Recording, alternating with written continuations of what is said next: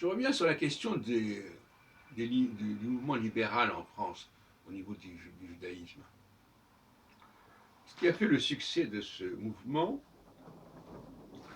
c'est notamment la question de la matrilinéarité. Beaucoup de gens ont été rejetés par l'orthodoxie, et toutes les conséquences qui s'en suivaient, parce que leur mère n'était pas juive. Et donc là, on voit, et c'est là où je voulais en venir, on voit que dans la société juive, il y a des gens qui sont mis à l'écart, qui sont réprouvés, parce qu'ils ils remplissent pas tous les critères, toutes les exigences, toutes les conditions. Et le mouvement libéral a surfé là-dessus, finalement, en sorte qu'il a pu réintégrer d'une certaine manière dans le monde juif des gens qui avaient fini par en être exclus. Bien qu'ils aient porté un nom juif par leur père, eh bien, si la mère n'était pas juive, ils n'étaient pas reconnus comme juifs, sauf à se convertir, etc. Donc on voit bien que dans une société, il y a toujours des gens qui ne sont pas très contents parce que pour une raison ou pour une autre, on ne leur accorde pas un statut complet et plein, comme aux autres.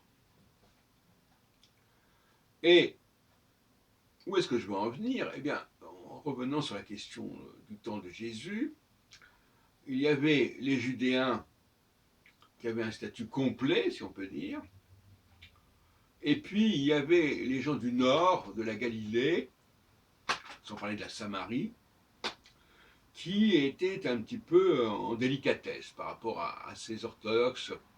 Et d'ailleurs, il y a plusieurs citations comme ça. Ce qui vient de Galilée n'est pas très cachère, on pourrait dire, de cette manière. Et comme par hasard, Jésus, justement, qui est officiellement d'origine judéenne, même si on l'associe à Nazareth, mais à mon avis c'est une erreur, il s'est installé, sa famille s'est installée, peut-être, enfin, si on croit les textes. Enfin, globalement, il est dans la lignée de David, et David, c'est par définition la maison judéenne, et par rapport à laquelle d'ailleurs les gens du Nord se sont révoltés à la mort de Salomon, et même bien entendu, et même bien avant, sous le règne de David, ce qu'on peut retrouver d'ailleurs dans les livres de Samuel et des rois, etc. Je ne rentrerai pas dans les détails. Donc, il y a des gens comme ça qui sont en délicatesse et qui ne sont pas du tout étrangers.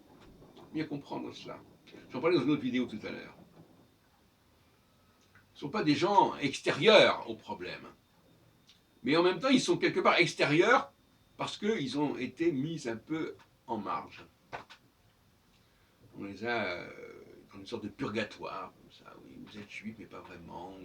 Vous n'avez pas tout à fait les droits des autres, etc. Et Jésus, finalement, il s'est soucié de cette population. Il a voulu harmoniser la société juive en son ensemble, unifier, comme le souhaitait d'ailleurs quelqu'un comme Ézéchiel. Et donc ça n'a rien à voir avec les païens. Ce n'est pas l'affaire des païens, cette histoire-là. La question du pardon, la question de faire la paix, veut dire qu'il y a eu une guerre. Les païens n'étaient pas en guerre avec les juifs. Il n'y avait pas de compte à régler véritablement. Ceux qui ont un compte à régler, ce sont des gens qui appartiennent plus ou moins à la même histoire, mais qui ont été séparés pour toutes sortes de raisons plus ou moins valables. Voilà. Et on peut comprendre que certaines personnes se disent on va essayer de régler ça, de ramener la paix. D'ailleurs, on voit bien que alors, c'est pour ça qu'on voit les chrétiens, on ne voit pas très bien, parce qu'on appelle des chrétiens des chrétiens qui ne se diraient pas juifs, qui sont... Alors, s'ils se disent juifs, c'est un autre problème. Effectivement, d'ailleurs, parmi ceux qui ont suivi Jésus, au départ, il y avait des juifs. Pourquoi? Parce que ces juifs étaient d'accord avec Jésus pour amener la paix avec toute cette population. C'est ça la vraie raison. Mais après, ça a dévié, ça a dérivé vers d'autres discours. Voilà, on pourrait discuter. Et c'est pas là qu'on en parlera.